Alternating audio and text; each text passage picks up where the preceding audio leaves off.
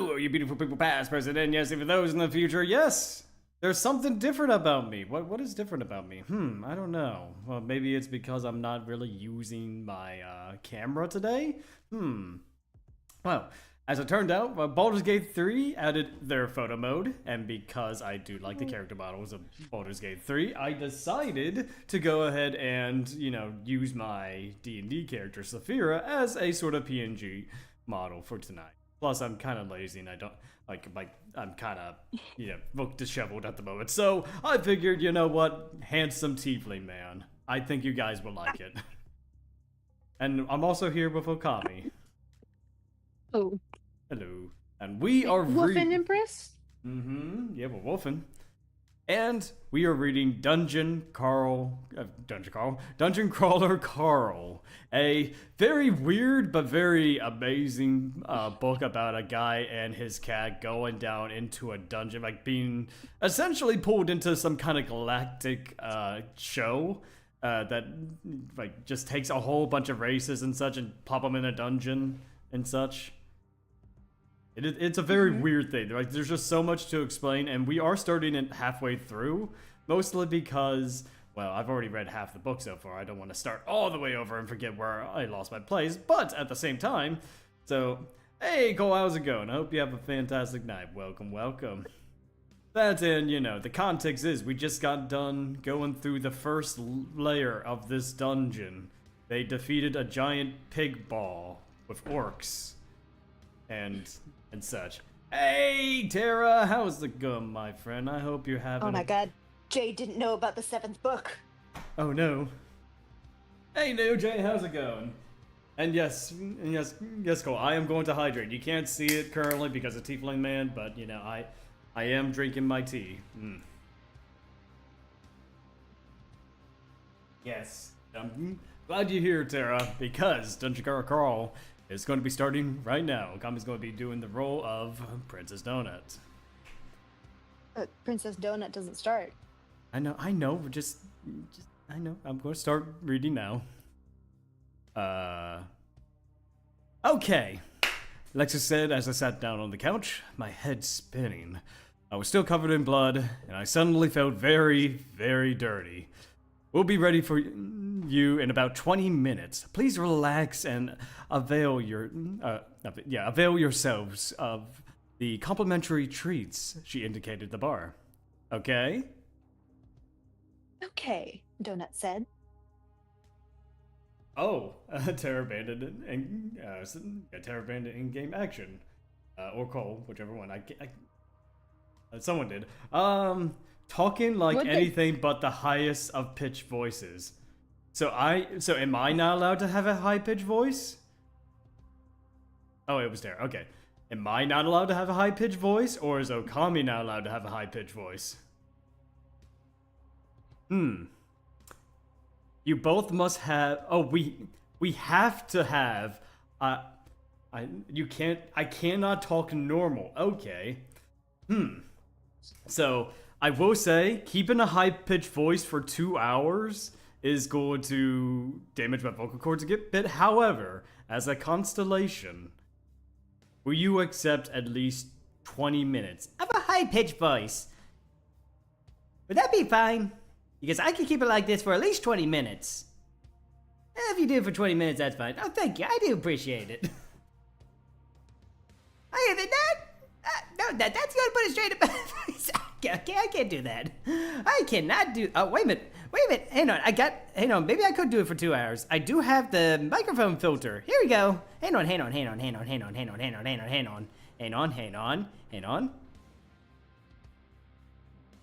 how about now? I mean, the high-pitched filter should be on. Aha, I don't have to mess up my voice. I don't know about you, Okami, but... I mean, I can still hear you normally, but it's alright. Yeah, that's fine. But, I mean, you might have to do the high-pitched voice, too. I mean, Tara's already putting a ban on things. Please don't hurt your voice. Okay, that is why I have a filter now. I keep forgetting I have it, but hey, let's continue. I still couldn't believe it. Actually, I could believe it. 5 nights ago, I'd gone to bed, and everything I'd been worried about was so stupid, so petty, so small. We're about to be interviewed on a program that would be seen by trillions of people. A couple of things, Lexus continued, talking fast. I know this is probably disorienting to you, but your first interview, right now, you're standing in what is called the production trailer. It is located on the surface of your planet. You're still technically in the game, even though you can't use your menus, like safe rooms. Production trailers have their own rules, too many to discuss now. Oh yes, I do have a voice. What was that, Okami? Oh, I just missed my spot a bit. Oh, okay. No worries. She reached forward and touched my shoulder. She felt hollow, almost weightless, like a bird. I'm really here to help. I can't even read. I'm trying to talk fast like her. I am really here right now with you. However, my engineer and I are the only other people here. When you walk through that door, she pointed over her shoulder, indicating the oval-shaped entrance that opened and closed like a camera shutter. You're going to walk into a studio set. From what I understand, this setup should be very familiar to your culture. This studio, including Odette and the entire audience, is not really there. The couch is there, but everything else is virtual. They are filming from a location very far away. I'm supposed to tell you it is similar to a holodeck from your television series, Star Trek. However, you won't be able to touch anything. Any other guests, even fellow crawlers, will also be hollow, at least for this interview. You're the only crawlers in this particular production trailer. I will tell you when it's time, and you will walk onto the set. You will wave, and you will proceed directly to the couch next to the desk. Your Majesty, sitting closer to Odette. Do not approach the audience, or you will run into a wall that you cannot see. That room is not as big as it appears. Questions? I just stared at the woman. I hadn't felt this out of my element since the moment the dungeon first opened. Makeup? Donut asked. Hello? Yeah, no, I know. I'm just turning the page. Sorry. Right. Now for this interview, Your Majesty, Lexus said. The audience will have to just watch a highlight reel of your time in the dungeon, followed by the entirety of that last boss fight. It will appear as if you walked straight into the fight to the stage. Got it. So we address her as Odette? Correct. Live or taped? It's taped, though it will be tunneled in just a few short hours. What's the tone of the show? Is it more editorial or more fluff?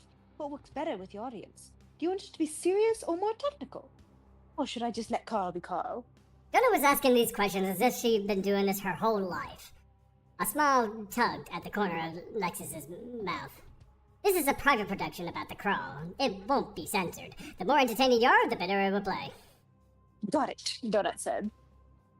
Hold up, I said. My says here. Yeah, hold up, I said. What do you mean by private production? Lexus turned to me. The main program, Dungeon Crawl World Earth, is owned by the Syndicate government, and this season will be produced by the Borant Corporation. Syndicate rules follow for private production companies to produce their own programs as long as they pay for the production themselves and pay an advertisement stipends. This particular show, Dungeon Crawler After Hours with Odette, will tunnel immediately after the main program. It is produced by the Titan conglomerate with production assistance by over a dozen participating individual systems. It is the largest, most tunneled private program in existence. The host, Odette, is the most beloved interviewer and program host in the history of the galaxy, so try to make a good impression.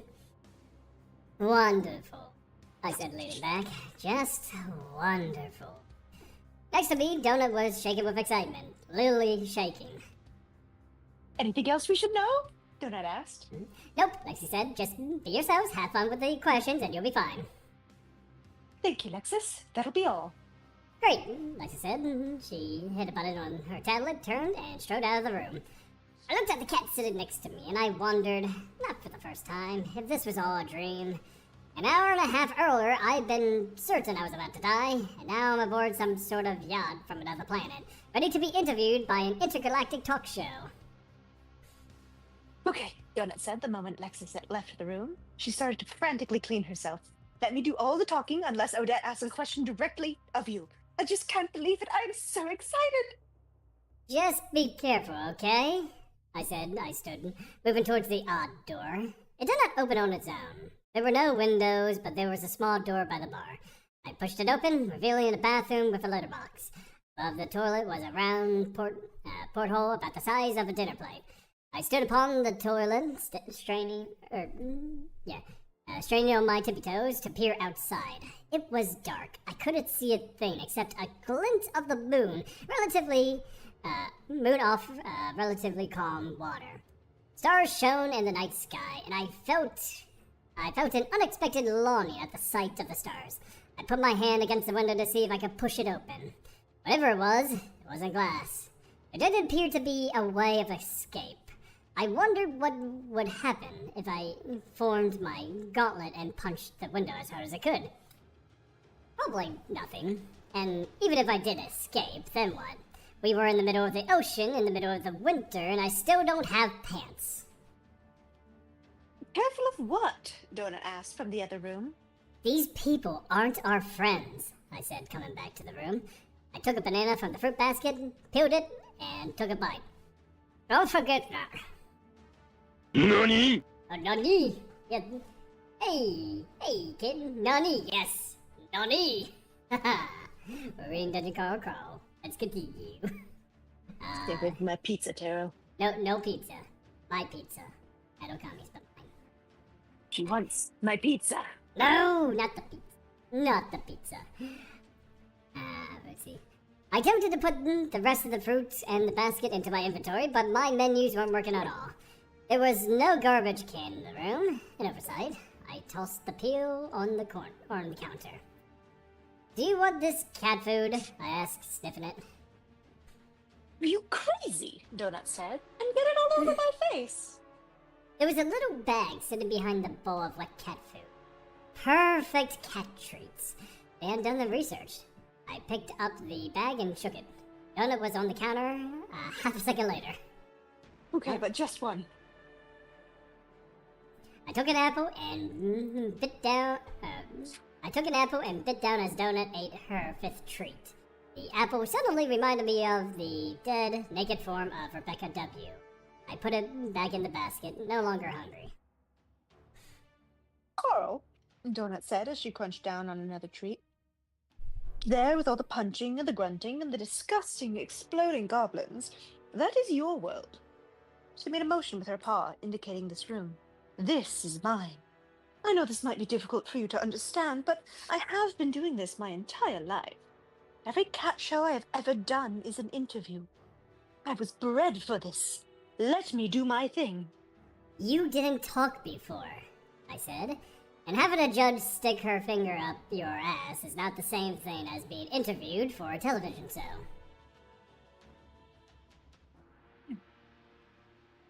I have never had anybody ever stick anything up there. Thank you very much. Really, Carl, don't be so crude. This is why I'm to do the talking. Okay, you two, Alexis said, coming into the room. Let's go. Don't be surly. You can be surly sometimes, Donut whispered as we lined up outside the door. A small ping emanated from Lexus's tablet. Door rised open. Go, Lexus said, putting her hand on my back, pushing. Smile and wave, smile and wave. I propelled out of the room, Donut walking in front of me with her tail swishing back and forth as we moved from the small room into a giant, brightly lit set. I was momentarily blinded as we stepped out, and even though we haven't really moved off the surface, I was briefly overwhelmed. I am seeing something from another world. Holy shit! I heard the audience before I saw them. They were going berserk. Hoots, hollers, and animal-like trills filled the room, shaking the floor. I realized, belated, that I had stopped. Donut, seeing I had stopped, also paused, but she made it look like it was on purpose. She circled, sat down halfway between the door and the couch, and rolled on her side, hopping to her feet and swishing her tail. Her armored skirt poofed out with a little jingle as she hopped. The cheers got louder. I used the moment to look around the room. It was just as Lexus had described. It was a black stage with a space-themed nebula background. A colorful spinning cloud of blue and red space dust and the dots of distant stars filled the back wall. Odette's desk was, well, a desk. It sat next to the couch identical to the one in the waiting room. The green room... Oh, sorry. That's you. No, that's I don't think that's actually Oh, a okay. dialogue. Oh, okay, I thought you were saying it. Okay, never mind. The green room, Donut had called it, even though it was blue. The set could have been from any Earth talk show, with a couple of glaring differences. There was no visible cameras. The lights seemed to come out of nowhere, appearing and disappearing without any sort of physical source. The audience was mostly in shadow. It was a large room with seats and something else, viewing pods of some sort, stretching up into a stadium pattern. I watched as some of the audience members vanished, flickered, reappeared. The crowd was a shadowy sea of aliens of all types. Humans, pig-headed orcs similar to the ones we had just killed, and eagle-headed creatures like Mordecai's true form, bug-eyed and expressionless gray aliens, tentacle things, dozens of others, too many to take in. Viewing pods were filled with murky water, and I caught sight of what might have been a Kuatin, though much thinner than the image in the door carving. And then there was Odette. Looking upon the woman, it was difficult for my brain to put it all together. I kept thinking, what the fuck, over and over. Part crab, part praying mantis, part centerfold for Jugs Magazine's Freak of Nature issue. What a description. Just wait. Oh, I'm just waiting, okay. Not able to tell if I was looking at one creature, or two, or five. But then she moved, and something clicked in my brain, allowing it all to come together. Odette was a naked crabtor, wearing a bug mask. The lower body of a woman was entirely crab, black and red with a lumpy shell and multiple chitinous? Is that how you say it? Chitinous? Mm-hmm. Yeah, chitinous legs. The shape and makeup of the shell was that of a king crab, but the size of brown bear. Her body seemed completely separate from her form. The legs crowded one another, unable to tuck themselves underneath the desk. The legs seemed to twitch on her own accord. Malevolent, ready to strike. Her triangular bug head was black with mirrored compound eyes the size of footballs. Twin antennae spread from her head with a span over at least 6 feet, as wide as the crab body. My God, this is something. That's an image. That's image right there. Mm-hmm. But the oddest part was this woman was her torso. Her naked ebony body, from her stomach to her neck, was that of a plus-size human model who had bribed a third-world plastic surgeon into enhancing her breasts well beyond anything to be ever considered natural, or sexy, or anything other than what the fuck. That's kind of what I'm thinking. This is I can't actually imagine this like a person. Just like it. Okay, I'm going to continue. I'm going to think too much into it. The cluster breasts sat on top of the table like a pair of pigs suckling against their mother. Her nipples faced downward, her areolas absurdly oversized. Even on the massive breasts, each of the size of a DirecTV satellite dish. Man, I love this guy's descriptors. Mm-hmm. There was no conceivable way, even as big as she was, that her body could sustain those ginormous breasts without her back breaking like a twig. Jesus, no wonder this show is so damn popular. Donut looked up at me, her yellow eyes pleading for me to move. I took a breath, plastered a smile on my face, and I waved. Then I walked toward the couch. Odette calmed the crowd as we settled down. She waved her human-like arms at everyone to be quiet. She had long fake nails that curved like claws. They were painted blue, matching the couch. Her body moved oddly, rising up and down as the crab body had readjusted itself. She raised herself up as we said, making it so that way her chest didn't block the audience view of her praying mantis head. They placed a large pillow on the seat so Donna could sit on top of it. The cat jumped up and sat straight. Okay. What voice? I mean, I'm not on Twitch right now. What voice am I going to use?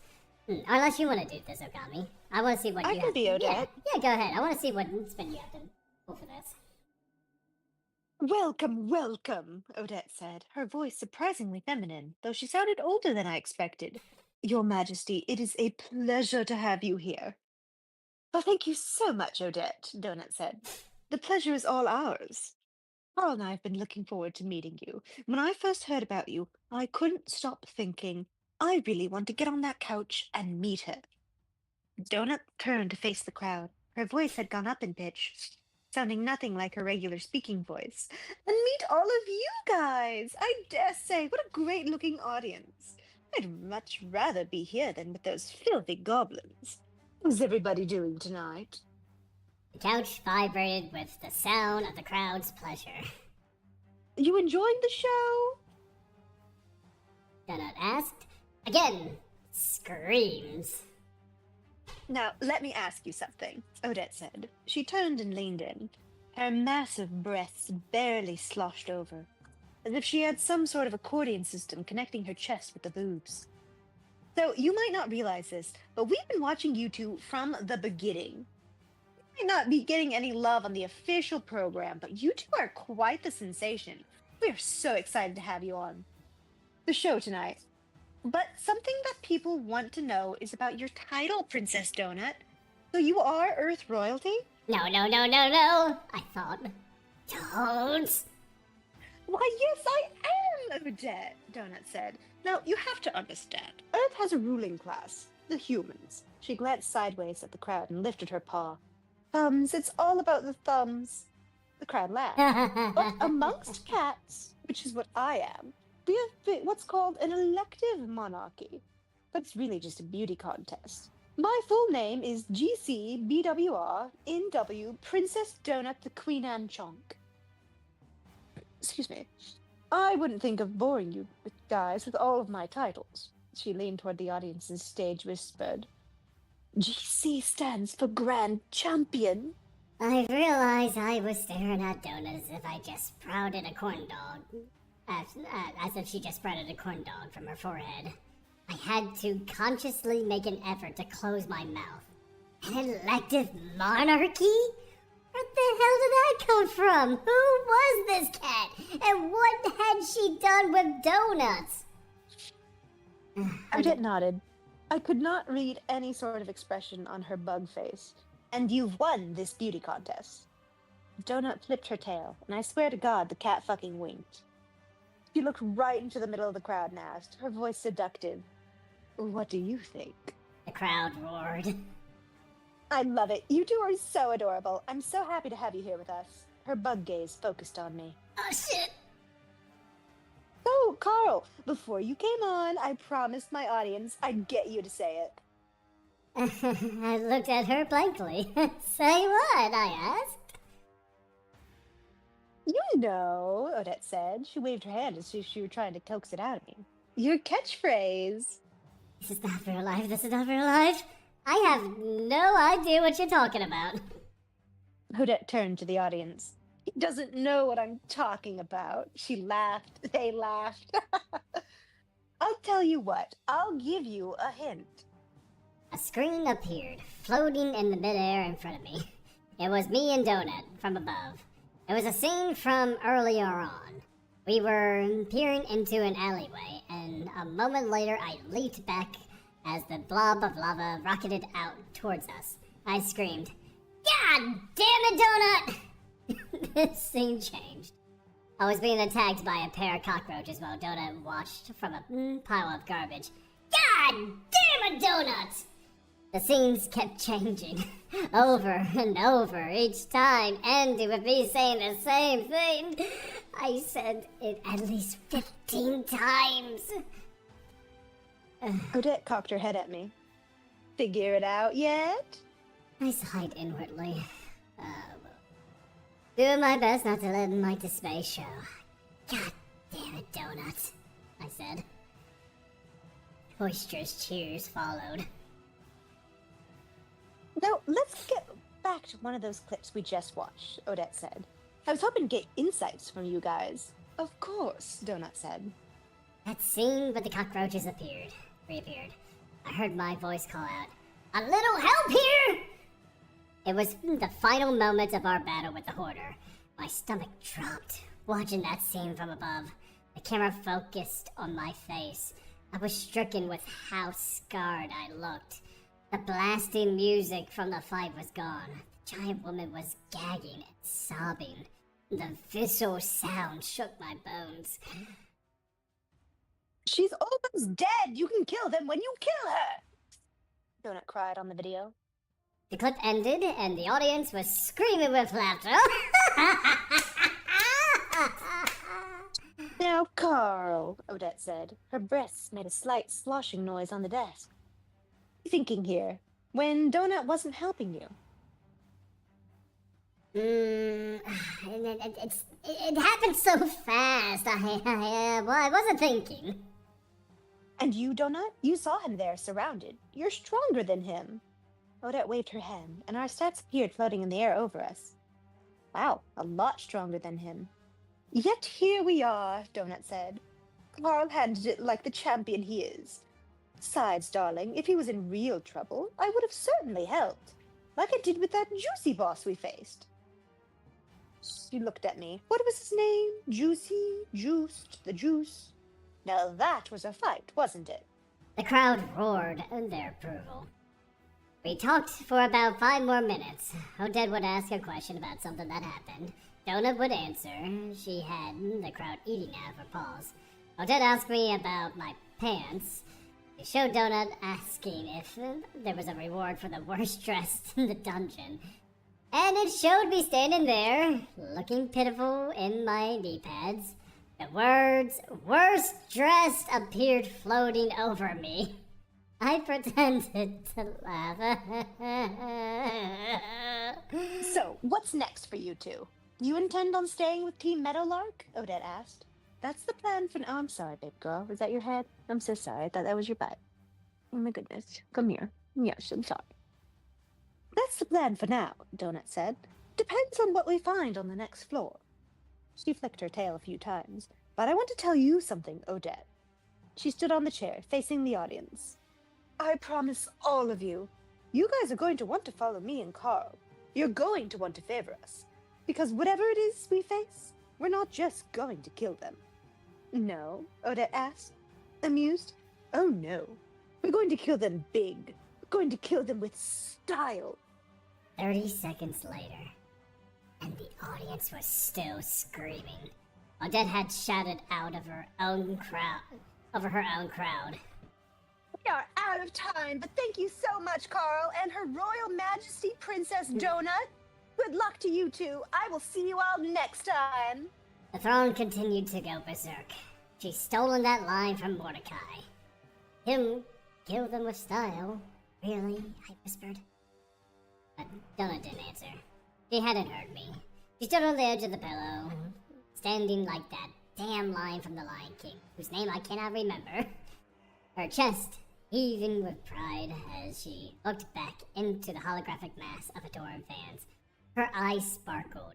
I suddenly had a feeling of dread. That look, that hunger, that was dangerous. She had but a single taste, but I could already tell. She was addicted to this. To the crowd, to the cheers. It was going to be a problem. God damn it, Donuts, I muttered. Okay. First, what an interview. Princess Donut is definitely a crowd pleaser. Of course she is. It's what she was born to do. I mean, that Christmas stat, really put it in the work here. I assume it works the same when in interviews and in dungeons. I don't know, but otherwise, yeah, she's a force to be reckoned with, that's for sure. Chapter 29. The lights of the studio flipped all the way on, and the audience snapped away. The studio remained, but the bleachers were just gone. Odette remained behind the desk. Great show, everyone, Odette said, looking up at the ceiling. There wasn't anybody else in the room I could see. She looked over our shoulders. Give us 5, Plexus. Watch the packets and ping me if one of those AIs stick their nose in here. I'm gonna talk to our guests for a minute without anybody snooping. I turned to see Alexa standing at the door, then led back to the green room. Yes, ma'am, Alexa said, back it into the other room. The door closed. Odette looked down at Donut. I do that too. Pretend to not really remember someone's name. You should see them preen when I suddenly do remember. You, Donut, are a natural. Great job. You had that Lucia Marr and her two mongrels on stage before you. That little psychopath does not know how to work a crowd. One of her dogs mauled my producer. It's a nightmare. God, I gotta get out of this thing. Give me a moment. I watched in horror as the alien reached up and removed her own head. But it wasn't a head after all. The praying mantis skull was actually a helmet. It pulled away to reveal a human woman, approximately 60 years old. Her eyes were just a little wide for her face to pass as someone from Earth. A moment later, the woman's crab body skittered back, and the chest with the enormous breast remained attached to the desk. Her whole torso peeled away, revealing a dark shirt. She wore a necklace with a heart on it, as if it weren't for the crab body and the eyes, she'd look like any other human. What the hell? I said, looking at her. Is the body fake too? Everything you see is fake, Odette said. This is show business. Excuse me, I had a drink. Again. There was a loud crack, and I watched, fascinated as she pulled herself from the crab body using her two arms. The crab collapsed with a clatter, like it had just died. Its legs curled in on themselves. Odette did not have any legs. Her body stopped right at her stomach. I can't even read.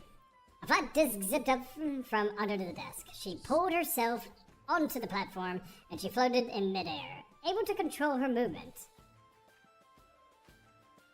The legless human zoomed around the desk and came to hover in front of the couch. Her magical wheelchair emanated a slight buzzing sound. Much better, she said, sighing. People think it's the same crab each time, but it's not. We keep a whole nest of the things out on the ranch, and we have to kill one, a new one, each time I go on camera. We don't advertise that, lest we raise the ire of one of the many animal and mob rights protest groups. Of all the things to dress up as, I asked, still looking at the bizarre pair of bodiless breasts sitting on the table. Why, that. I couldn't even tell what that is. Oh, you will, she said. That entire getup was my armor when I was like you. It was what I was wearing when I reached the stairwell for the 13th floor. It's how people know me. How was that boob thing armor? Young man, Odette said, this gear you have now, this loot, it's nothing compared to what's coming. Mordecai, our trainer guy, he said only one person ever made it to the 13th floor. And it was a dude. He died, I said. That's true, Odette said. I never went down the stairs. I'd struck a deal. That's a long story, and it's not for today. But I'm glad you brought up Mordecai.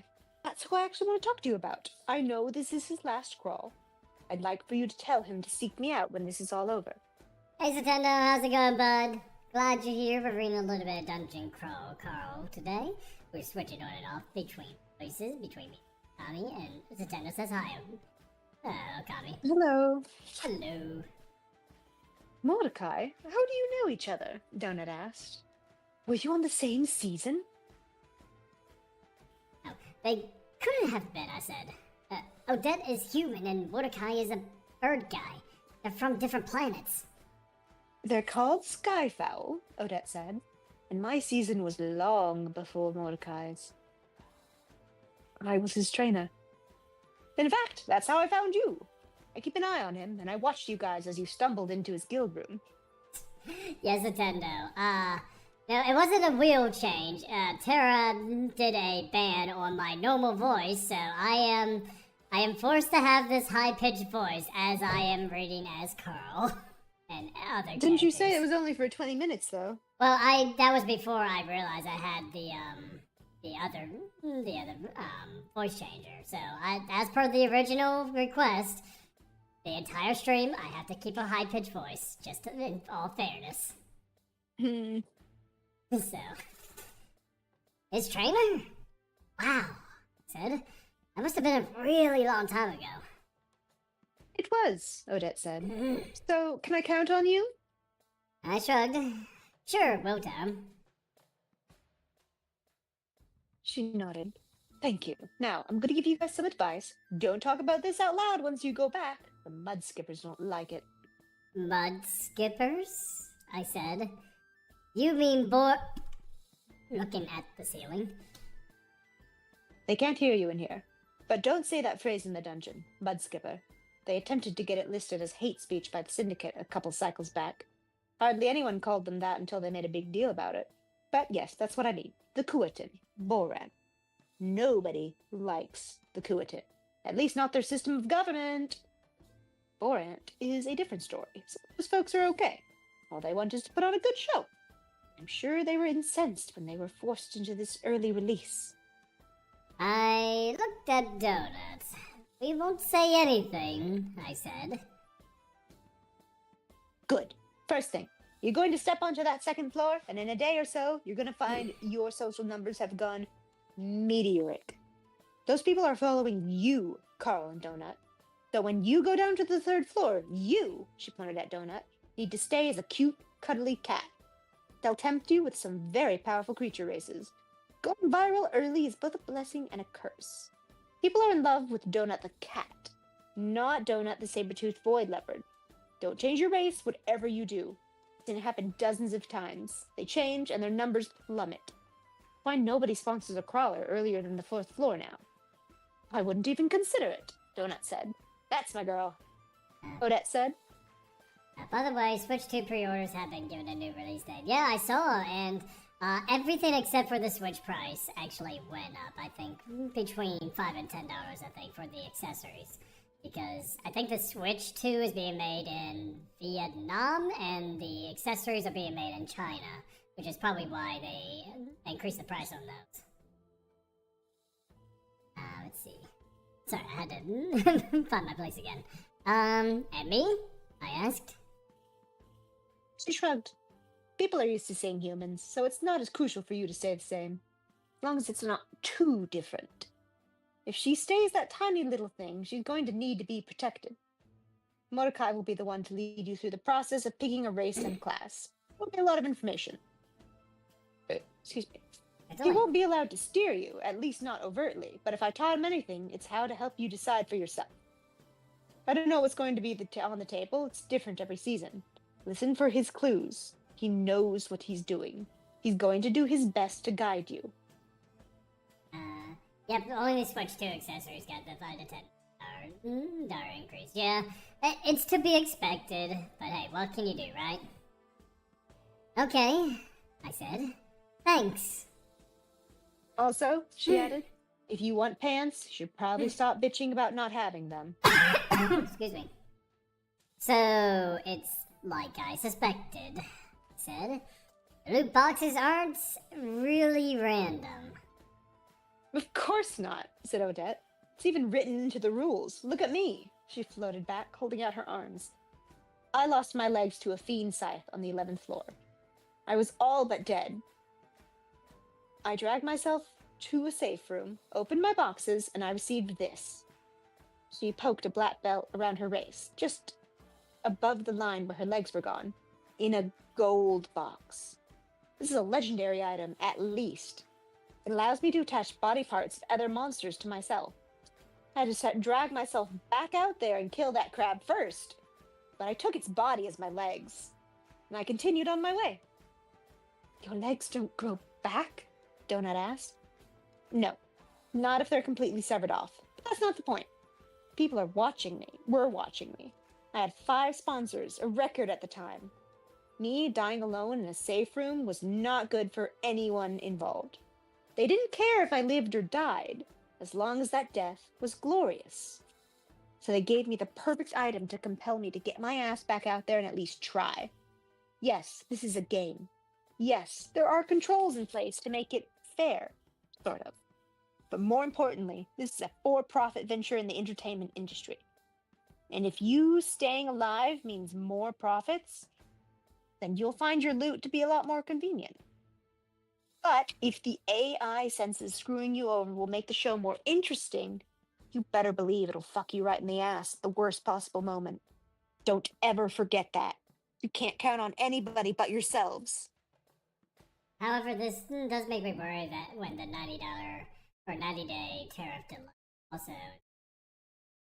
I'm not gonna go too much in the tariffs right now, mostly because, like you said, it is on a 90-day pause, and it is sort of politically driven, but I will say, I was kind of surprised that Nintendo actually confirmed that the physical releases are going to be $80 instead of, like, the $90 that people said, but $80 is still a lot for a game. Like, and from what I've seen of the Direct for the Mario World game, I don't think there's a lot there to justify an additional $20 increase, you know? So, no more complaining, I said. At least not out loud. Not when it's funny for you to not have pants, she turned to Donut. Or when someone hisses every time they get another torch in one of their boxes. Donut swished her tail angrily. I have 230 torches in my inventory. It's absolutely ridiculous. One last piece of advice, Odette said. Never trust someone unless you know what they're getting out of it. Never trust someone if their motivations aren't clear. Mordecai, for example. He won't tell you this, but the season doesn't count against his indentureship unless one of his crawlers makes it to the 4th floor. So, what if we don't make it? He's stuck until the next season? I asked. He's stuck until the next Borat-sponsored season, which will be at least another 7 or 8 seasons after this one. And with the political environment as it is, a lot of people aren't certain Borat will be around that long. All indentureship contracts get frozen during a bankruptcy seizure action. Wait, what? I asked. She waved her hand. That's not something you need to worry about. Yourselves over. Concentrate on the crawl. Donut jumped down from the couch and ran to the far wall. She stopped about halfway across the room, her face smooshed against an invisible barrier. It appeared the studio went deeper than it really did. She put her feet up on the invisible wall, making it look like as if she was standing on 2 feet. Oh, look, she said. This room is quite odd. Remember what Lexus said? I called out to her. We're not really in the studio. That's the far end of the boat. Be careful. I turned back to Odette. Whatever you guys did to her is wearing off, I said. The woman nodded. She didn't even deny it. She was also watching the cat pounce around at the end of the room. In many ways, she's still a child. It's part of the reason why so many are enchanted with her. It works well in the dungeon. But for interviews, sometimes they need a little nudge. I bit my lip. I didn't know if I should be angry or not. What did you do? She shrugged. It's nothing insidious. It was in her cat treats. It's temporary. It increased her wisdom and a few confidence stats by 1.5 points. Not much. It makes for a better interview. It's no different than drinking a glass of strong wine. I thought wisdom wasn't a stat anymore, I said. Oh, honey. Everything is a stat. Just because you can't see it doesn't mean it's not really there. But you're more right than you realize. None of these top-tier stats you see are real. Not truly. A higher intelligence doesn't mean you're smarter. It means you have more mana points. It means you can remember things better. It's really a mishmash of 100 other stats all combined. Donut came back, Oh yeah, her tail swishing. This room is much smaller than it looks. So, how about you, Odette? What are your motivations? I asked as I stood from the couch. It was time to go.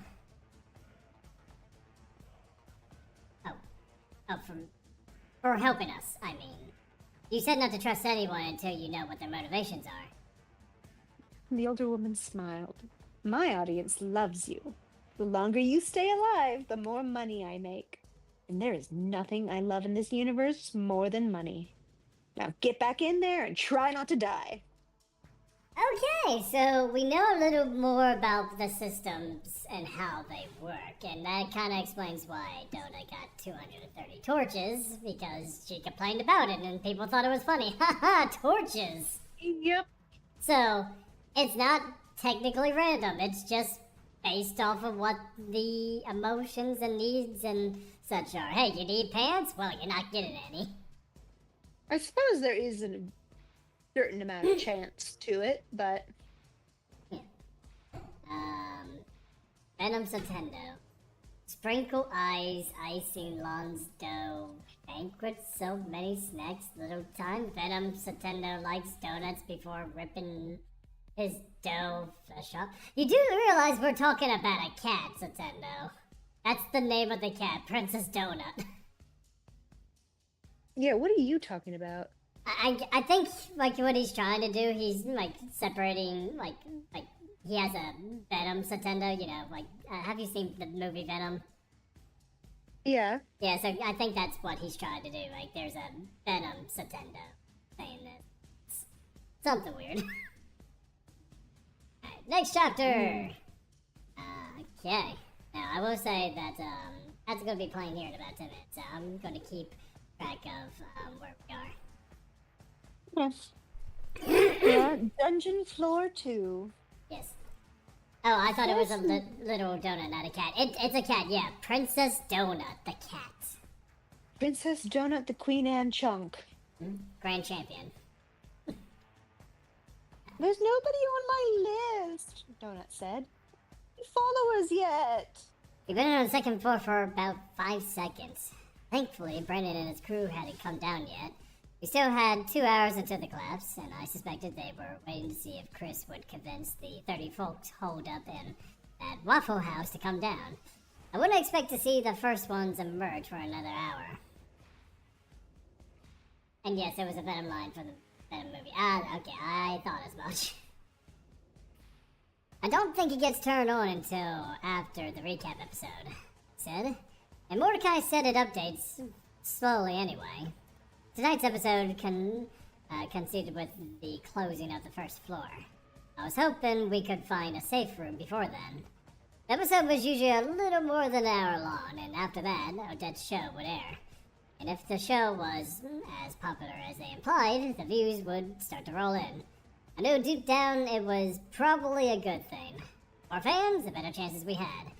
But I still had a terrible, ominous feeling that all this attention was a mistake. There was something to be said about being anonymous. Quietly efficient. That wasn't going to happen. Not here. Not when I had Donut with me. Looking about, this second floor was set up similarly to the first, but instead of emerging at the end of a main hallway, I could see that we were in the middle of a quadrant. The floors were white. The legend on the wall had a orangish tint to it. The walls, instead of stone, were made of cinder block. I punched the wall with my gauntlets to see if it would break. A large crack appeared, but it wouldn't break further. Like it was magically protected. I punched another nearby block, and the same thing happened. It easily cracked, but it didn't break more than that. Well, this is boring. How are we supposed to set the intergalactic internet on fire when the second floor is the same as the first floor? Donut asked. Mordecai said that would be the case. It's not until the third and fourth floor that things start to get weird. Hopefully the monsters will be more exciting, They'll be Donut said. They'll be similar, just a little harder. Look! When you zoom out the map, top right corner, northeast. I did, and immediately saw what she was looking at. The icon sat in the midst of the fog, but there it was. Overwhelming sense of relief washed over me. I didn't see any safe rooms or tutorial guides yet, but at least we had this. Stairwell to floor 3. Let's work our way towards there and see about clearing the quadrant out, I said. Keep an eye open for safe rooms. I saw the X on the map the moment we turned the corner. My heart leaped. I prayed that this was going to be the corpse of Agatha. But it was a smaller axe, one of the mobs. I hovered over the spot and it read, corpse. Level 2 bundle grub. Level 2? That's good. I wonder if Agatha killed it, I said. We wouldn't be able to tell until we're closer. A few more steps and a pair of red dots appeared in the same hallway, between us and the body. They seemed to be also moving towards the corpse. Okay, be careful, I whispered. Peeked around the corner.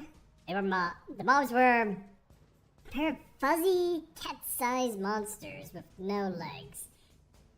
Bugs with similar black and brown coloring to Donut. These were large, fat worms. They didn't appear to be moving too quickly. Also level 2. They were the same type as the creatures of the corpse. Brittle grub, level 2. Have you ever found a dead, bloated, decomposing body? Have you poked it with a stick just to see what would wiggle out? Perhaps rubbed it with your bare foot? You know what you want. We know you wanted to. Well, wonder no more. Here on the second floor, rats are yesterday's news. Brittle grubs are now all the rage, and janitor duty falls onto them. The more monsters you kill in the area, the more the grub eats. The more the grub eats, the bigger they get. Once you start finding them in the pupa stage, you best move on. Grubs are easy to kill. The older siblings are not. Oh, sorry. You take the one on the left. I'll get the second one, I said as Donut jumped to my shoulder. We strode around the corner. Donut blasted the first one with a full-power magic missile, and the thing exploded, leaving nothing but white mess of goo. They had the same sort of squishy innards as the scatterbugs from the first floor. Get ready with a healing scroll in case their blood is acid or something, I said.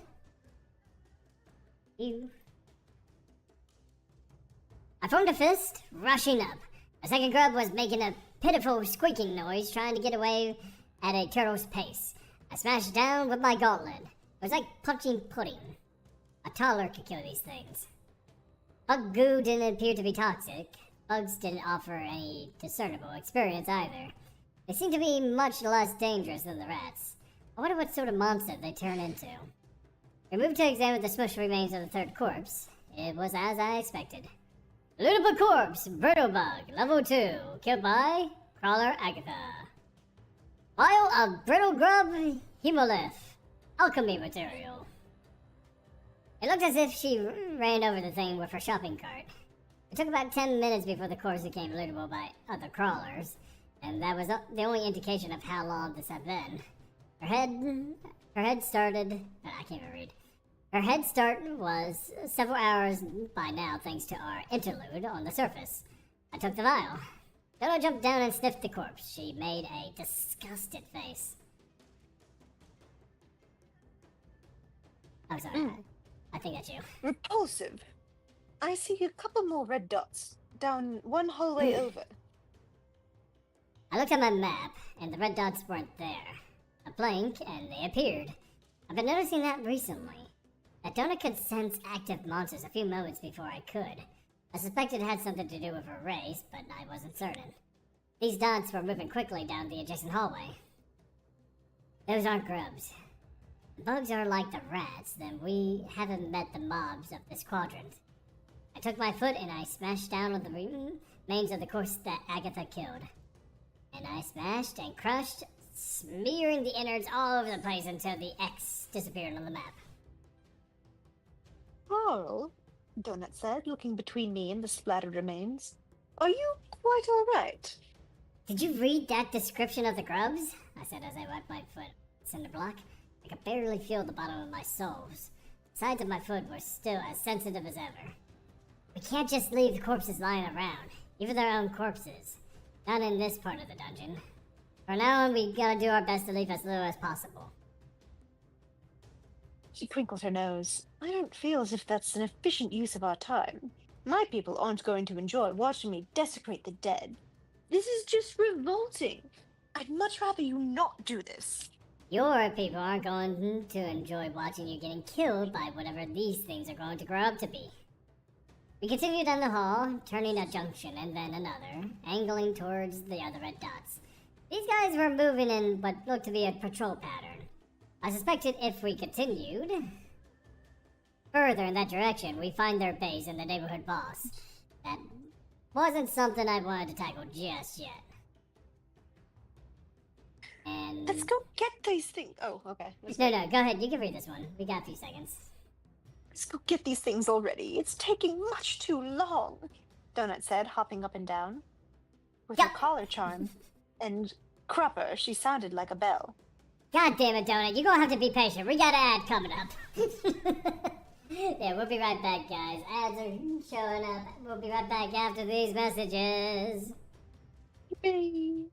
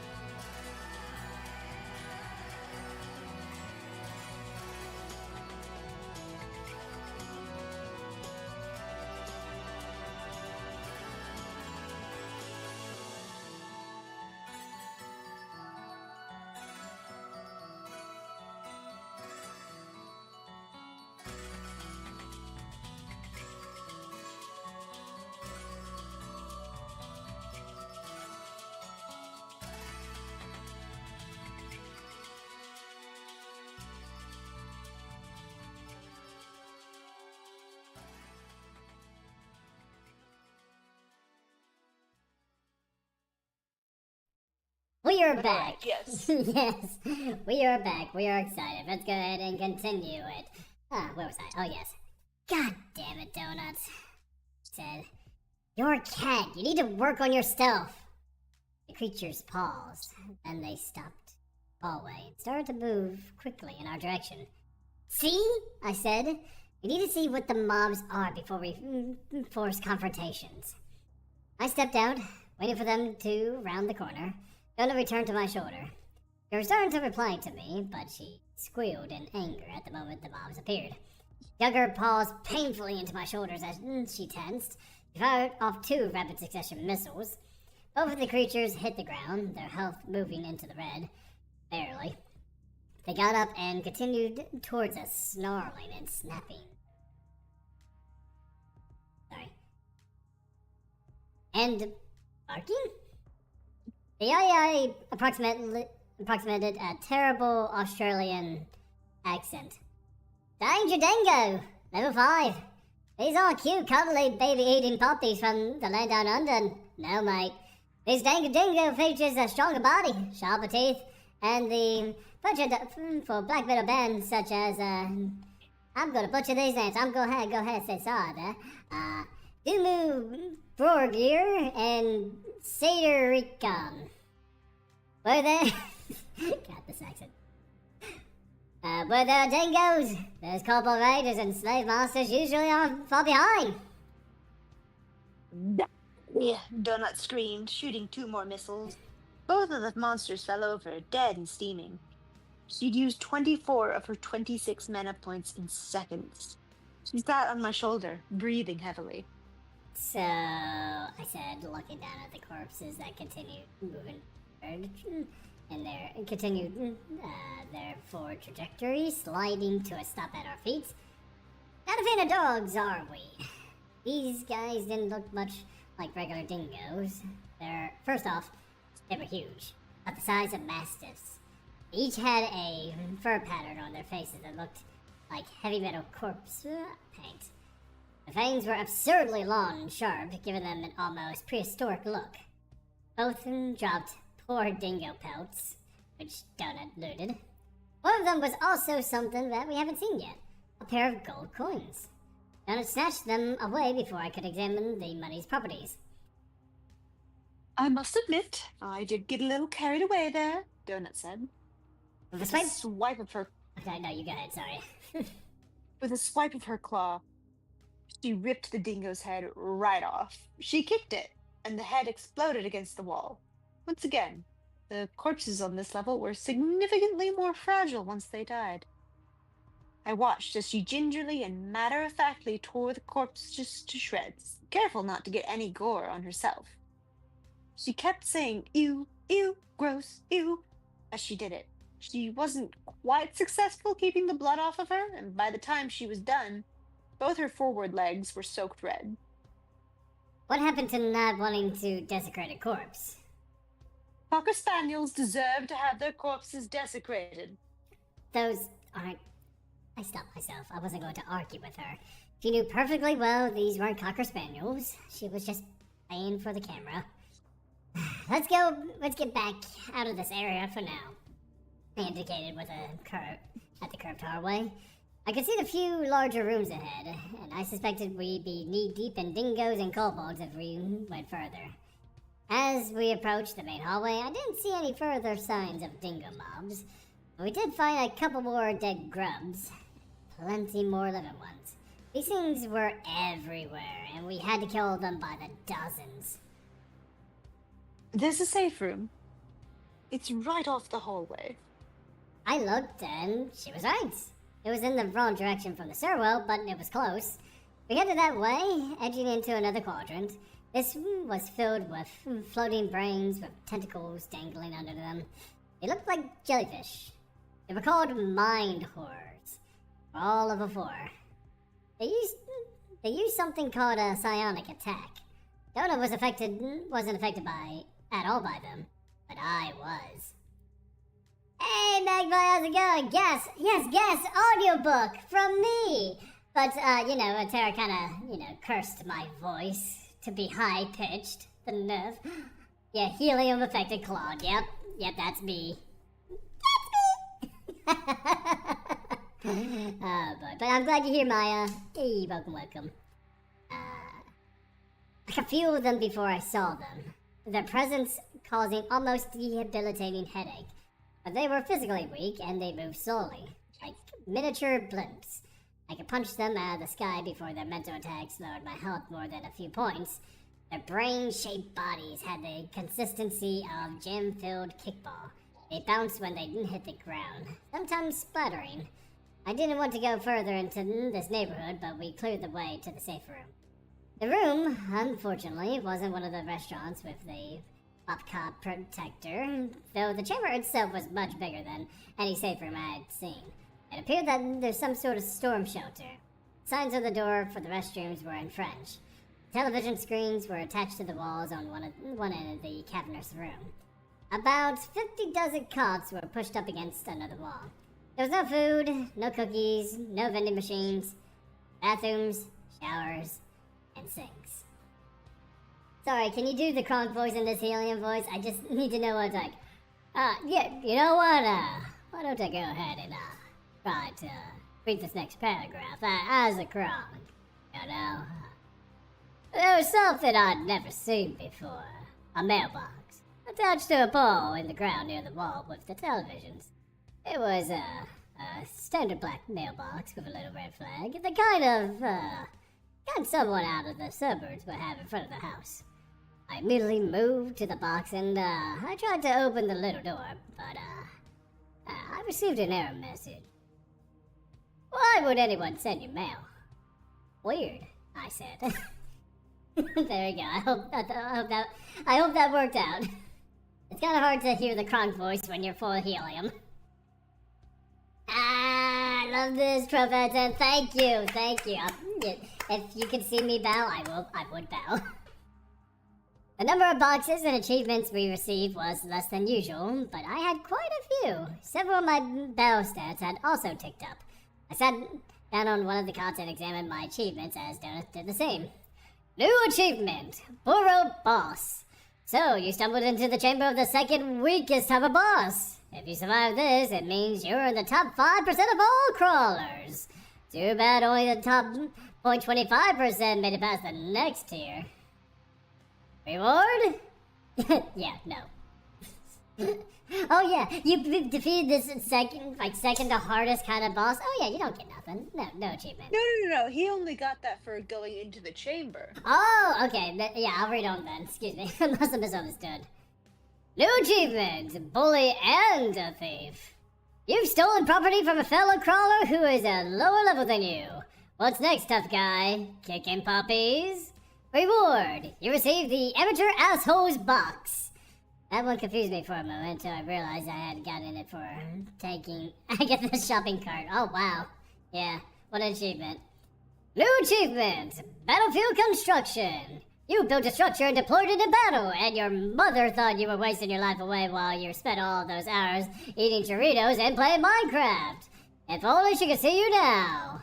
Too bad she's probably dead. Reward, you receive the Silver Mechanics Box. This Can one... I do this next one? Oh, yeah, go ahead. Starting from 4, go for it. For this next one, the AI once again used his sexy voice. I cringed. New achievement. This little piggy went to market. Oh yeah, baby. You killed more than 5 opponents during boss battles using your bare feet. You are making Daddy very, very happy. You received a platinum shoebox. Damn, Okami. Nice. Good job. The fuck, dude? I muttered at the ceiling. I shuddered. I eyed Donut, who was already opening her boxes. I wasn't going to tell her about this one. Still, a platinum box. That almost made it worth it. Almost. I couldn't wait to see what was in the random loot box. A few more achievements popped up, all concerning us defeating the boss. Killing a burrow boss with a mixed group, killing a burrow boss in under 10 minutes, killing a burrow boss with more than 10 minions. None of the achievements offered any good loot except for the silver box. After that, There's only one achievement left. New achievement! You found stairs! You have found a stairwell down to the next floor! They say the cream rises to the top, so what's that say about you? Reward! This barely qualifies as an achievement. Your reward is that you're alive to read this. And this guy. Hey Titan, so how do we win our fights? Titan? I'm proud of you for making a pun, but I'm also not proud that you used a name that I don't know of. I don't know who Ren Tosaka is. I will give you a point for the pun though, that was funny. Let's see. Where was I? Oh yeah. Next I moved to the loot boxes. The items appeared one by one, rapidly appearing and disappearing into my virtual bag. I went into my inventory, selected the new tab, and inspected the items one at a time.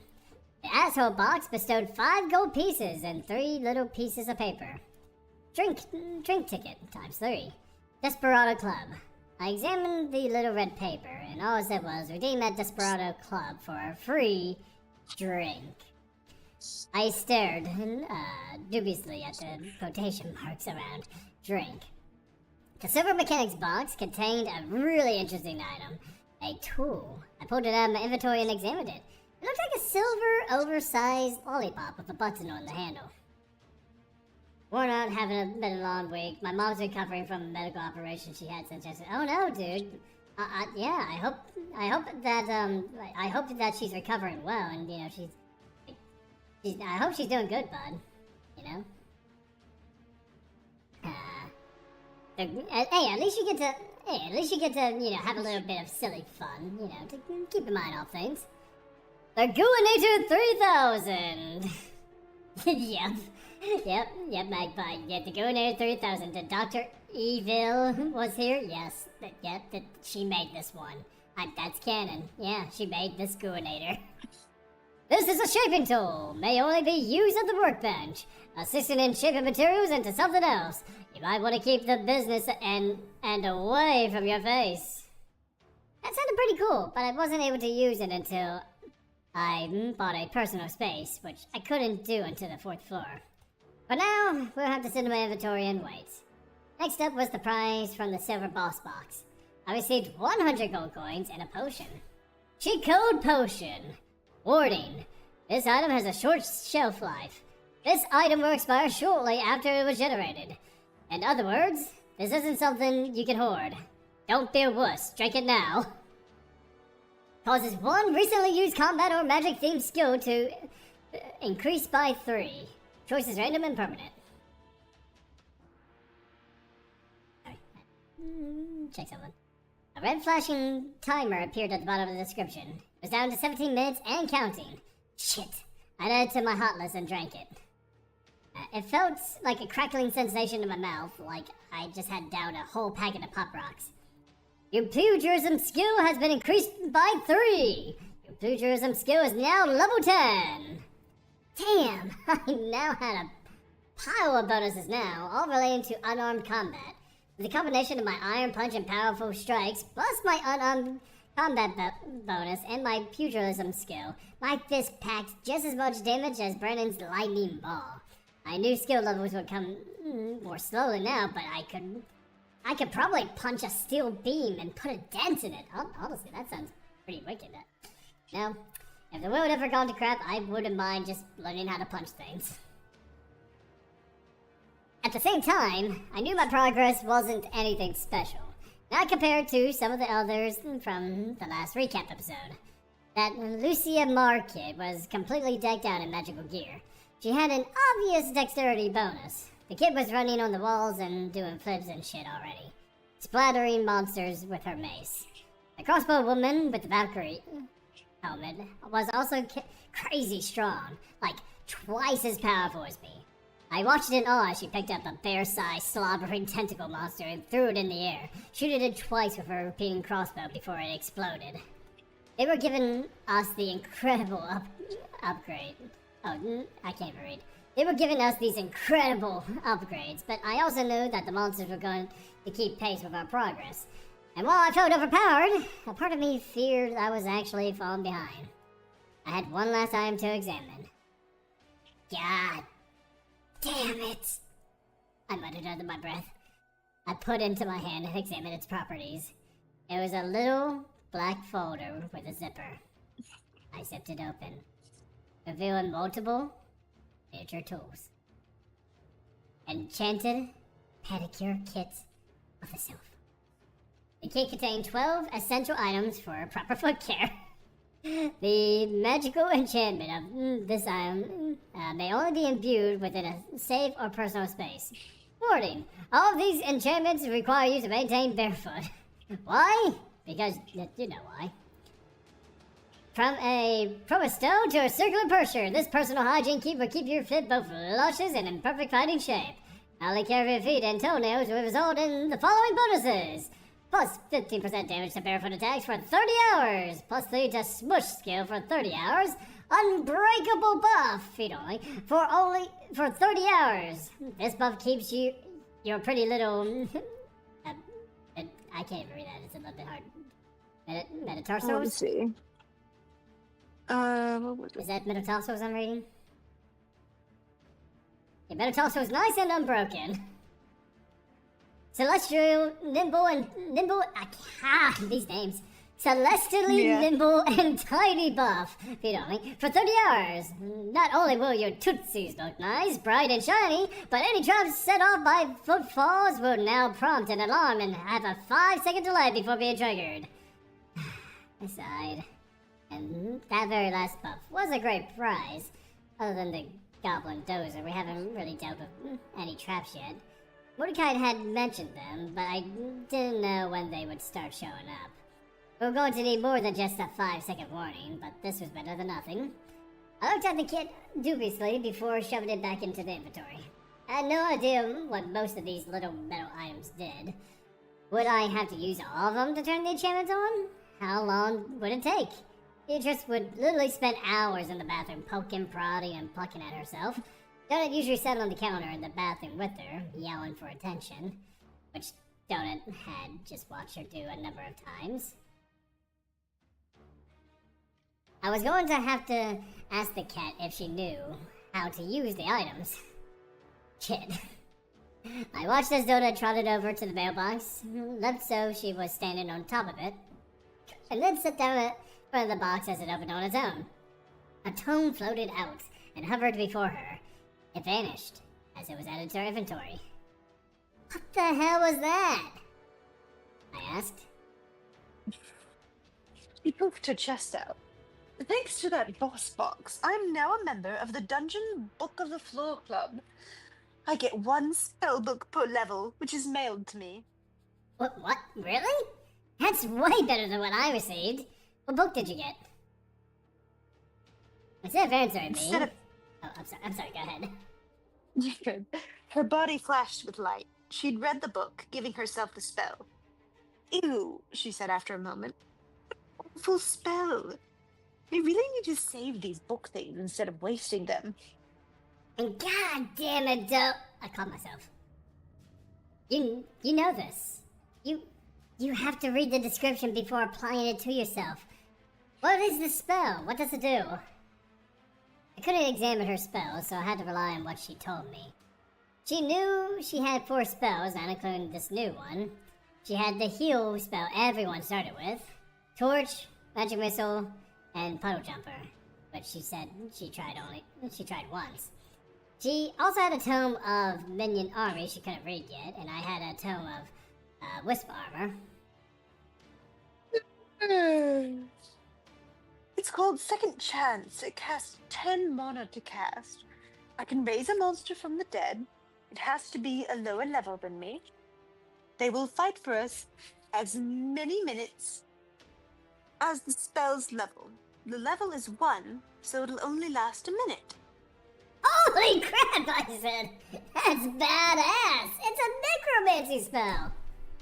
It's disgusting, Donut said. She shuddered. The dead are gross enough. It's much worse when they're moving around. It probably groans and stuff too. You know how I feel about groaning. had a quick memory of being slashed at while Bea and I were, getting busy. It wasn't very funny at the time, but we'd laugh about it later. Donut had gotten banned from the bathroom during sexy time after that. She howled at the door, and we'd had to put on music to drown her out. Whatever happened to killing them with style, I said, trying not to laugh. One doesn't have to resort to gore-themed violence in order to be stylish. Yeah, I said. But imagine raising one of those dingoes back from the dead and using it to kill another dingo, then raising that one too. You'd be like Lucia Marquette with her 2 dogs, but yours would be zombie dogs. Her eyes got huge. This is the best spell ever. Wow. Necromancy is always fun in games, I will preference. So, just being able to just summon any undead creature, yes, it probably costs a lot for her, like 10 out of her 26, but, recovery does happen, you can get that back, and depending on what it is, they could have a lot of HP, so, hey, takes away damage from being hit by you get an extra minion, they probably have some special abilities, let's go. Brandon and crew were still bringing people into the safe room as the next episode premiered. Right when the show started, the timer finally ran out. World rumbled, and the ground under my feet shook. Shaking lasts but a second. I stopped and gazed at the number on the television screen. It flashed. Going from just over 2 million to 1,292,526. More people have made it down to the next level than I expected. Still, those numbers. Those goddamn numbers. I wish we didn't have to look at them. In that brief moment, as I helped push a woman, her name was Ellie McGibbons, in a wheelchair into the storm shelter, over 70,000 people died. A third of... 100,000. Oh, excuse me, I say 70,000? Oops. That's even worse! That's even worse! A third of the remaining crawlers. The first floor had claimed a little more than 10 million people. That is crazy to me. Just 10 million people just... gone. The first floor had claimed... Oh, no, I've already read that. You wanna be the old lady? Thank you, honey, the woman said as I rolled her to the others. Can you put Divorce Court on the television? My Barry used to watch that show. It reminds me of him. I don't think that show is on anymore, Mrs. McGibbons, I said. It's okay, she said. Above the number with the remaining crawlers, the countdown to the level collapse blinked a few times, then reset. 6 days. Counting. 6 days? Brennan said, coming to stand behind me. Mr. Theatha? Theatha? Theatha, thank you. Mr. Theatha said it would be 10. Yeah, our guy said the same thing, he said. At least we know where the stairs are this time. As the scene of carnage played on the television, they were showing a man and woman running from a 3-headed baboon. I took stock of the room. We'd only gained 6 more residents from the Waffle House safe room, and 24 of them had elected to stay behind. I thought about that. Good for them, I decided. They've gained a measure of control in those last few moments. They went out on their own terms. Brennan said that they'd been singing it when he last seen them. Agatha remained missing. Fritz sat in the corner, his head low. He might have been crying. I wanted to give the man space. Lonnie and Yolanda worked their way around the residence. Yolanda helped them to the bathroom spot, and Lonnie handed out crawler biscuits. Donut paced the floor in front of the television screen, waiting for the second half of the program.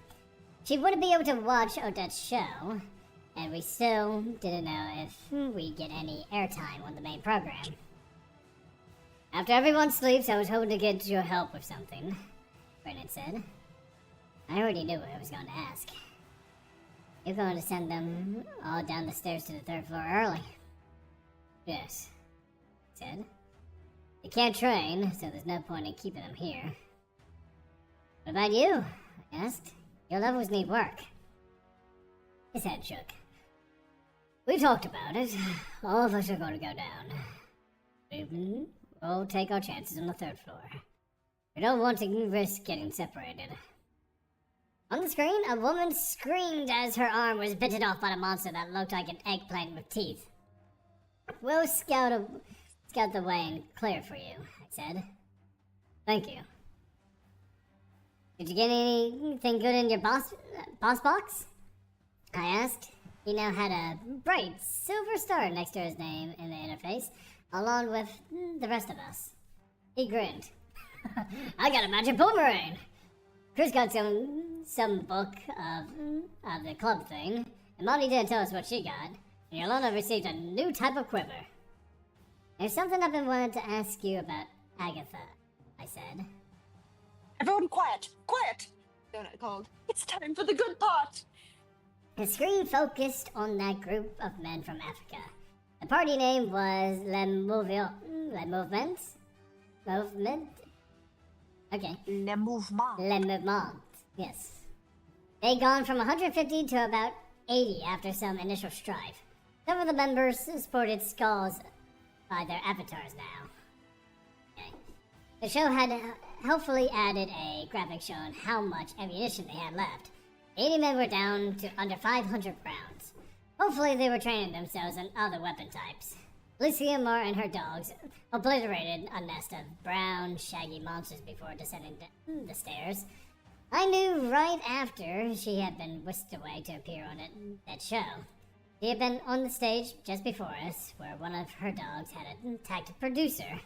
The woman with the Valkyrie helm had teamed up with a group of 3 more women. They worked together to kill a Yeti Borel thing before using the Stairs of the Sun.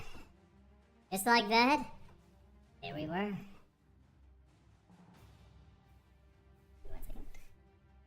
Beside me, Donut gasped as we appeared. We were on the screen for less than 15 seconds. The program was playing scenes from multiple groups of crawlers, rapid fire, all of them fighting bosses or running towards the stairs as the timer ran down. I knew some of the scenes they must have played were just about played out just 30 minutes earlier. It showed Dust huddled underneath the redoubt as Donut screamed. Here it comes! The view changed to the ball of swine rolling up the ramp, getting stuck. It moved back inside of our miniature fort as the brace broke and smashed Yolanda in the head. It showed the ball break apart and then cut it to Donut screaming as she fired magic missiles point blank into the Tusklings. It ended with Amani making a sour face as she drops the strap-on toy on the floor. All of our mugshots appeared. A moment later, the show moved on to another group. They didn't put Agatha's picture on the screen, Yolanda said. Does that mean she's dead? There was no way the crazy old woman would survive down there on her own. Nobody had said it out loud yet, but we're all thinking it. Wait, Chris said. Brendan's older... I can't even read! Brendan's older brother had a deeper voice. It's kind of hard to do deeper voice when my mic is a high pitch. I always spoke when he spoke. This was only the second time I had heard them. More to it. She was edited out of the scene. It was next to me under the speed bump. She wasn't there when they showed it. Oh yeah, you know what? Yeah, I can. You know what? I'll definitely go back to the Kronk voice. For this guy. Okay. You know what? I'll read that last paragraph as the Kronk voice. Thanks for the suggestion, Maya. Wait, Chris said. Brendan's older brother had a deeper voice, and it surprised me when he spoke. This was only the second time I heard him speak. There's more to it. She was edited out of the scene. She was the next to be under the speed bump, but she wasn't there when they showed it. Oh yeah, Brenda said. Weird.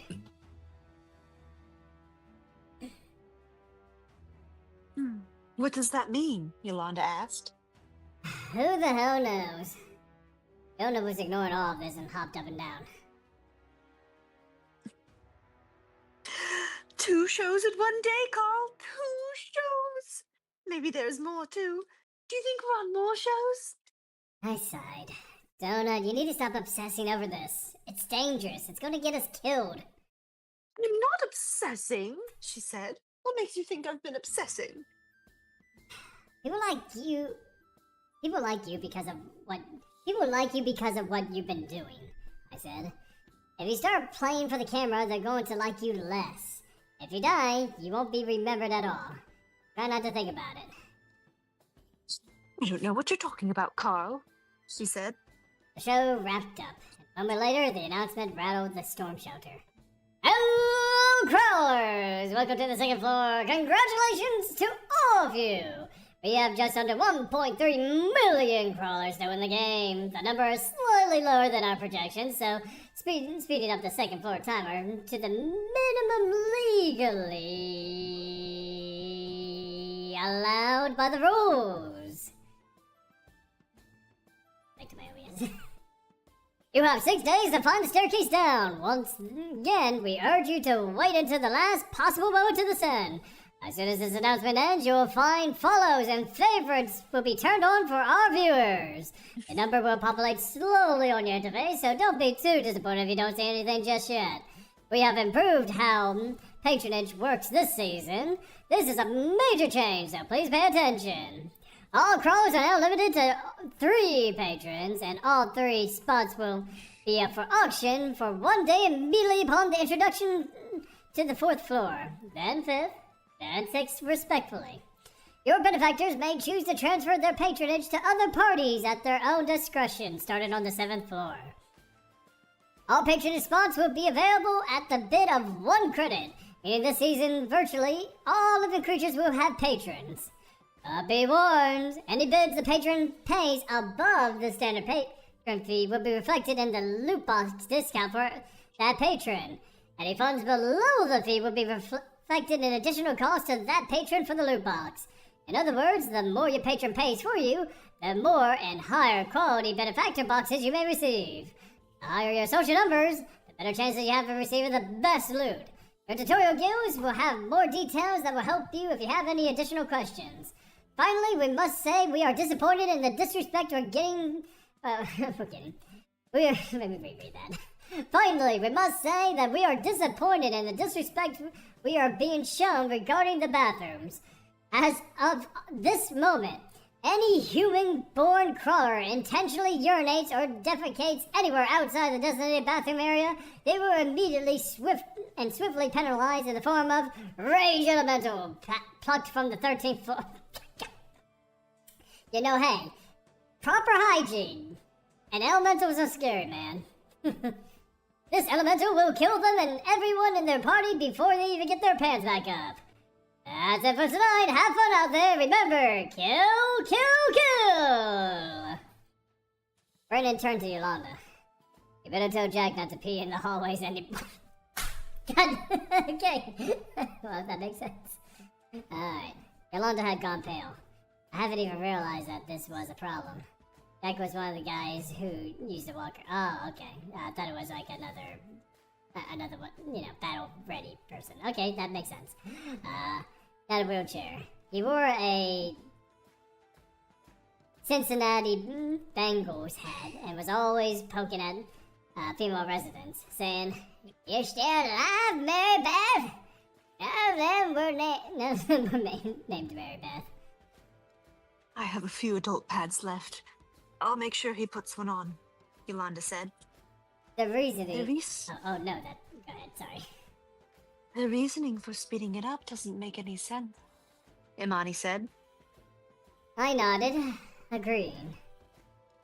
If anything, it seems like they're trying to get rid of us faster. Carl, I'm a follower, my first follower! Donut cried. Another A view! I have a view! Yeah, I said. You know that viewer is watching you right now, so maybe you should stop acting crazy. We talked about this. Donut stiffened, her eyes going wide. You're right, she said. She sat down and licked her paw, suddenly looking nonchalant. That was quite the battle today, don't you think, Carl? She said this in a weird, stilted, I'm trying to act casual, but I'm not very good at it voice. I sighed and took everything not to say my catchphrase out loud. She's going to get used to it. It's new, so you gotta give her time. After her death show finished airing, I knew those numbers were going to skyrocket. This was going to be a long night. Man, their first view. Okay. Well, I mean, they got popular really fast, if I'm understanding this. That they did. Huh. I wish that happened on Twitch. Can we get 69 billion viewers on Twitch? Thank you. Alright. So, 69 billion views. 635 million manifesting for Claude. Oh, thank you! Thank you, my first viewer. I appreciate it. I appreciate your time. Yeah, I appreciate you, Magpie. Thank you for contributing to the 69 billion. You're amazing. As we approach the quadrant with the stairwell, we can now see that there were a tutorial guild in another safe room just beyond the stairs. The plan was to probe the monsters, see how difficult they were. If it's something we can handle, we can clear them out. Once we found the boss room, we make a judgment call on how to proceed. After that, we'll escort Team Meadow Lark into the stairwell. We'd gone to sleep and woken up with our social numbers in the stratosphere. Donut's views and follows were about as equal with my own, but her favorites were twice as high. It made sense. Mordecai said that people only got a limited number of favorites to use, and Donut was the more entertaining number of our duo. I was okay with that. I tried not to think about it. We had important work to do today. Even Donut, thankfully, began to pay attention to the task at hand when we saw first few red dots on our map. She'd been saying more motivational bullshit than seized the day and fighting for the honor of our elders. But I think I can't read. But I can't even read. I'm so sorry. But I think even she realized she was being annoying. A couple followers had ticked away, and you had thought that someone had stabbed her in the face the way she reacted. The dots were just off in the thoroughfare. Man, I'm getting tired. Sorry. The main arteries on this floor were going as wide as they've been one floor up. And the ground was less even. With the actual quadrants, we had to watch our step. Concrete floor was cracked and splintered. Little sharp rocks were everywhere. I kicked the rocks away. Below, my shiny toes glittered. I tried to get Donut to show me how to use the pedicure kit, and she laughed at me. It was Amani, of all people, who sat down with me. The stoic nurse pulled the tools out one at a time, matter-of-factly explaining how they worked. The buffs all activated about 15 minutes of work. I didn't need to use all the items. I just had to make a show of it. But my feet now glittered, and while the sensation wasn't any different than it had been before, I could sense the unbreakable aspect of my foot bones. I knew if I dropped a boulder on my toes, they wouldn't splinter. It still hurt, but they remained intact and unscarred, and as pretty as ever for a psychotic AI. I peered around the corner at the monsters. There were 3 of them sitting in a wide room lit by torches. They sat in a circle, playing dice. They were small, troll-like humanoids with oversized heads. Each had hook noses, ruddy cheeks, and mouths with only a few teeth. They wore tattered green overalls covered in patches. Each had pilgrim-style buckled shoes. Too small for me. If it wasn't for their molted skin and curly black hair, I think they were a type of goblin. All three of them had runny noses, coughed, and sneezed, and their sleeves played their game. All three of them had slingshots in their laps. Ranged weapons. I didn't like ranged weapons. Unvaccinated... Okay, hang on. What am I reading here? Unvaccinated...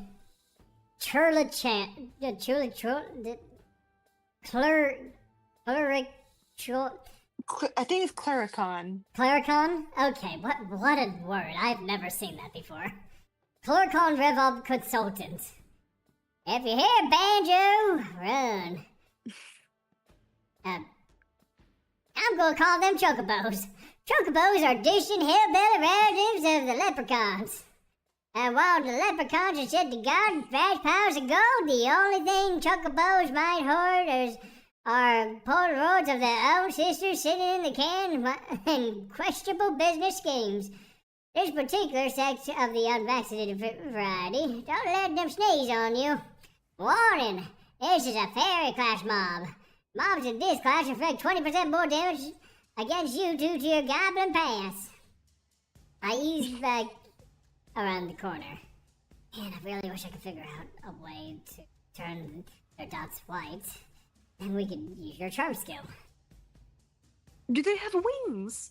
My butterfly collar charm causes winged fairies to like me. I don't think they do, I said. Maybe if we capture one, we can talk to it. I'd say that's a good idea. But not with these guys. We need to kill them from a distance. They're toxic. Pretty sure they'll inflict something, like your sepsis debuff on us. Let's try hitting them with 3 magic missiles super quick. Do a 4 power for each one and see what happens. If they don't go down, hit them again.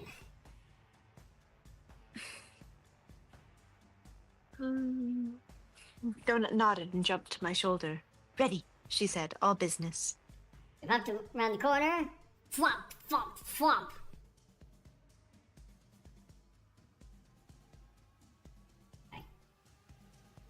Donut struck one with a headshot. They didn't even know what hit them. They died where they're sitting. How many minute points you have left? 14. You wanna try Donut your... said. Yeah. You wanna try your new second chance spell? It costs 10, right? Didn't have to ask her twice. Donut's whole body glowed a neon purple. A moment later, one of the chocobos twitched. It glowed purple, matching Donut's hue.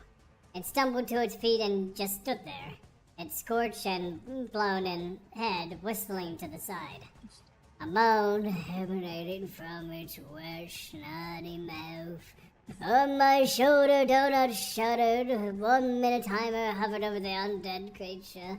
A clear liquid oozed out of the hole of its head. It moaned again, this time louder. Undead minion of Crawler Princess Donut. Unvaccinated Chocobo Consultant, level 1. You continue this way, not moving from that spot.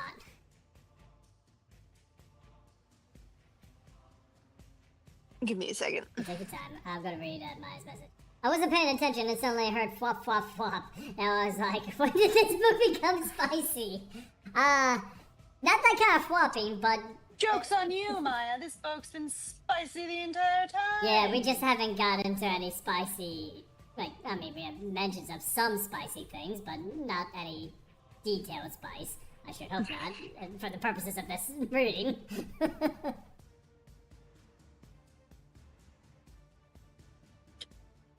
I wonder if they'll... Oh, wait. I don't know, Donut said hesitantly. I don't have any sort of controls. She made a kind of uncomfortable whimpering noise, something I'd never heard from her before. You, she said, calling to the zombie. He didn't seem to react. Rip up the dead bodies of your friends. It swayed there for another moment. Oh, wait, that's you. Oh, no, I mean, you can read it if you want, since you started. Nah, go ahead. Okay. It swayed there for a moment. The countdown was down to 25 seconds. Then it went into its knees as it started taking apart one of its companions. It reached into the stomach and just yanked a line of intestines like a magician pulling streamers from a hat. But he just kept coming and coming. The zombie groaned with an almost... I'm gonna say sensual for YouTube's sake. Sensual pleasure. I felt a twinge of sickness gurgle in my own stomach. Ugh. That's very gross, I said. The zombie clattered over, dead once again after a few seconds later. It left its job unfinished. I eyed the remains dubiously. Man, this guy likes the dubious. I knew we needed to destroy the corpses, but there was only so many ways the game would warn me that these guys were toxic. I didn't even know if getting close enough to loot them was a good idea. Okay, I see why Jay was really into this. Yeah. Join us. Join Yes. us in this beautiful cacophony. Yeah, I mean, I'm reading the like this from Amazon. It was only like $5. You know, for $5 you get a good book out of it. And there's a hardcover version. There is, and there's even some pictures, sort of, kind of. It's kind of small for this one, but yeah, there are pictures in here. Let's see what. Oh yeah, before I could protest, Donna jumped down and looted them anyway. As a quadruped, she could pull the loose, non-slotted items like the slingshots and the dice into her own inventory without actually touching them, as long as they weren't too heavy or too far. I had to physically pick them up, which meant getting close to the contaminated bodies. Tempting. My TBR is way too long. You know what? That is fair. Fair. Which of them has a clay jug of something called toilet-grade moonshine? Donut said. Moonshine! They're like the llamas, I said. Probably sell the stuff to other mobs. We decided to forego destroying the corpses for now. We'd angle back our way and kill any grubs skulking around the area. I'm contemplating just blowing up the bodies, but that seemed a little waste of a waste of perfectly good explosive. I could probably concoct something that would burn them. I had gallons and gallons of flammable liquid. Their moonshine could probably work too, but it takes some thinking and trial and error. I really need to get my hands on something like a poleaxe I could use to chop things up from afar. Did they have any slingshot ammo on them? I asked as we crept closer to the hallway. Yeah, they have in little bags of rocks. Give me one of the slingshots and a couple bags. I want to try it out. It took me about 3 seconds to realize I was going to be a deadlier wielder of the slingshot anytime soon. But I was going to practice. I needed some sort of ranged weapon and one a bit more subtle than my usual stick of dynamite. As a kid, I had a slingshot and I've been pretty good with it. I used to set toy cars up on the edge to the fence to try to hit them. The memory suddenly turned sour. I remembered my dad finding my slingshot. He and his friends had played with it, breaking the van. He promised to give me a new one. Did. For the next hour, we cleared out the chocobos along the outer ring of the quadrant. And by we, I mean Donut, so far. All we found were the level 3 versions. After each skirmish, Donut would raise one of them for the dead, and I would practice hitting them with the slingshot. The weapon did hardly any damage at all, though I was getting good at consistently hitting the monsters in the head. My slingshot skill eventually rose to 3, but I didn't want much past that. Donut's skill in the second chance also rose to level 3. Zombies weren't any more powerful, but the monsters now hunt around for 3 minutes instead of 1. Very useful, very nice. Donut looted something unusual from one of the bodies. A pamphlet entitled, Revved Up, Make Money, Be Your Own Boss, Move to the next floor down. It didn't appear to be magical, just a regular trifold pamphlet. Let me see it, said. The colorful front showed a group of 3 laughing female chocobos holding jugs of the moonshine. Several of the phrases covered the pamphlet, written in Syndicate Standard. Things like, "You're the boss now," and "Your own hours," and "It's not a pyramid scheme," and "Safe." Yeah, oh man, I'm sure it's a pyramid scheme. Inside the pamphlet was a wall of text, mostly gibberish, about the benefits of becoming Revved Up Moonshine Consultant Right on the right was a picture of a pyramid, a pyramid with, it's not a pyramid written all over it. Ah, yes, this pyramid is not a pyramid. It's just a triangle. At the bottom of the brochure stated, see Crack Karen? Karen. Crack Karen, oh boy. Or one of our downline consultants to learn how you can rev up your life today. On the back page it read, coming soon, rev up smoothies. Portable, delicious, invigorating. The entire line was crossed out with discontinued written under it. If we can become consultants, Donut asked after she spent an inordinate amount of time reading the pamphlet. It says as business owners, we gain power over ourselves and can seize our own destinies. That doesn't mean anything, I said. They're just making fun of pyramid schemes. You remember when B wanted to start selling those leggings? It's like that. I can't read. The closet in Donut's trophy room had been filled with boxes of the things. Donut had gotten into one of the boxes and peed in it. I smiled, remembering. B had raged at that poor cat. It's not a pyramid, though. It says so right here. Come on. These things are hostile towards us, so it wouldn't work anyway. I think these pamphlets are for the other mobs on this floor, not crawlers. Besides, we could just kill them and take it all for ourselves. Yeah, that does seem easier. We won't have to pay our upline or make the initial seed investment when we do it that way. As we finished our circle of the outer ring of the quadrant, I was forced to kill one of the chocobos with a punch to the head. Donut missed a shot, and the little monster came running right at me, impossibly fast. It didn't bother with a slingshot up into grapple. It gurgled, sounding pug-like, clawing with little pocketed hands. It formed a fist, but it happened too fast. My gauntlet took 2 seconds to form, which was a long time when one was having to react. My first bare-knuckled hit stunned him, and I hit it a second time, and this time with the gauntlet, and the monster went flying. His head caved in. I opened my hand. My fingers were covered with lime green, oily residue. Warning! You have been infected with the tank. Fuck! A blinking 5-minute timer appeared. In a panic, I pulled up my health screen to see what it was. The taint! Having the taint is like having the giggles. Or like having the time of your life. But instead of being a good thing, you are balancing the principle of death. You may not heal your health using any methods while you're infected with the taint. Oh, is that all? Okay. Receiving the debuff scared the ever-living crap out of me.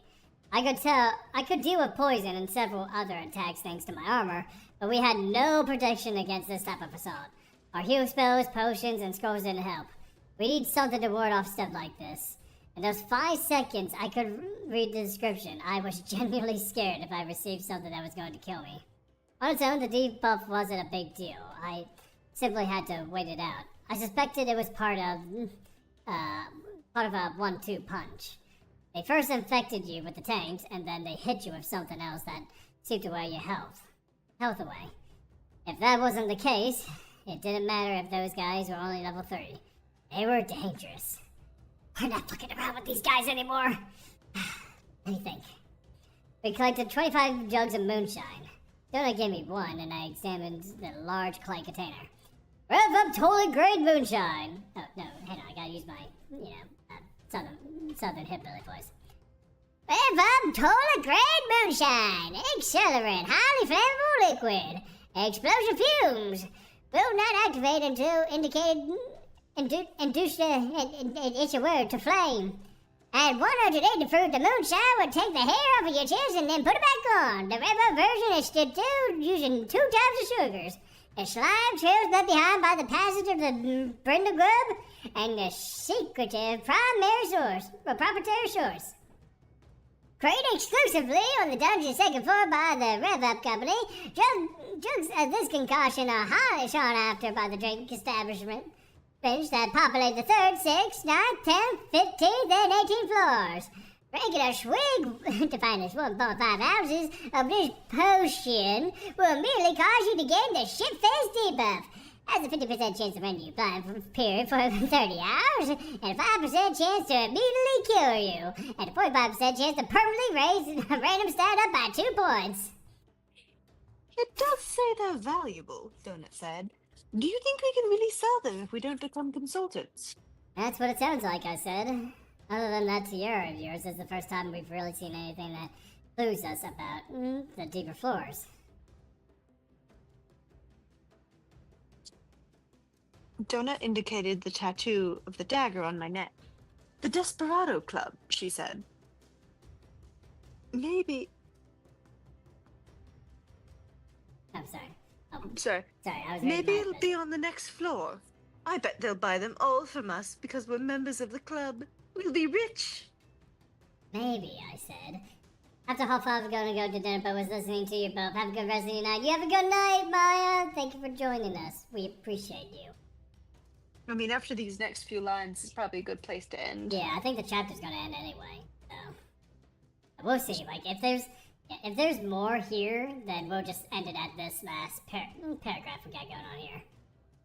We'll see if we have any jokes left when we're done. What do you mean? Donut asked. What are we doing with them? I grinned. I don't suppose you have any extra torches. Oh yeah, that was the end of it. Okay. Oh wait, was it? It was the end of Oh, this okay. Oh yeah, I section. saw. Yeah, I saw that. So Okay. a good point to end off on. Yeah, it is.